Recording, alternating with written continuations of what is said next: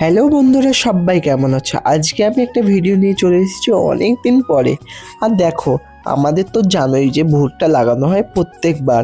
আর এই বছরেও নতুন নয়, এবছরেও লাগানো হয়েছে, এবছরেও আগের বার থেকে একটু বেশি। আর দেখো, আমাদের মেশিনের পাশেই ঠিক লঙ্কা বাগান একটা। আর লঙ্কা বাগানে লঙ্কাগুলো কিন্তু খুবই ভালো হয়েছে। আর দেখো, এদিকে তো আমাদের ভুট্টা গাছে জল দেওয়া হচ্ছে, জল দেওয়া প্রায় হয়েই গেছে। আর এদিকটা তো পুরো খালি আছে, একধার পুরো হয়ে গেছে। আর কিছুক্ষণের মধ্যে আমাদের জল দেওয়া কমপ্লিট হবে। আর দেখো, ড্রেন, তারপর এই দেখো ড্রেনের পাশে যে সর্ষে বাগান, এটাও আমাদের। আর দেখো, এই দেখো ড্রেনগুলো তো জলে ভরে গেছে, কারণ পাইপের জল বেরোচ্ছে ফুটোর জন্য। আর লঙ্কা বাগানে দেখো, চলো গিয়ে দেখায় লঙ্কা গাছের লঙ্কাগুলো। এই দেখো কত সুন্দর সুন্দর লঙ্কা। যে সামনে লঙ্কা দেখতে পাচ্ছ, এইগুলো কিন্তু একটু পাকা পাকা লঙ্কা। এই লঙ্কাগুলো কিন্তু খুবই ভালো, দেখো অনেকটাই বড় হয়ে গেছে, তাই না?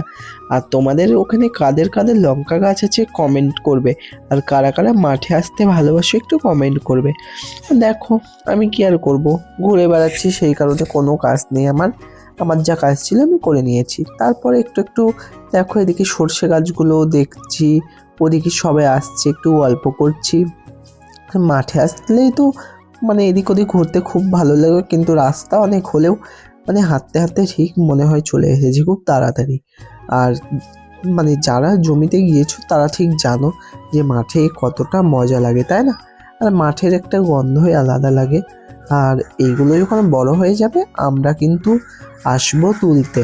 আর ভুট্টা বাগানে তো জানো পাহারা দিতে হয়, পাহারা না দিলে সব ভুট্টা তুলে নিয়ে পালায়। আর আগের বার আমাদের অনেক ভুট্টা চুরি হয়েছিল, এই বছরে একটু পাহারা বেশি না দিলে তো হবে না। জানো তো আমি সেই 10টা থেকে দুপুর 1টা পর্যন্ত মাঠেই থাকতাম। আর তোমরা কারা কারা মাঠে আসো একটু এখানে তো আমি নিশ্চয়ই কমেন্ট করো। বসলাম, কারণ আমার আর ভালো লাগছে না যেতে। আর ওখানে দেখো রোদ উঠে পড়েছে, রোদ উঠছে এবার। দেখো প্রায় তো 12টা বেজে গেছে। আর দেখো এদিকেও দেখো পরিষ্কার জল, কত জল তো দেওয়া হয়ে গেছে, এই দেখো।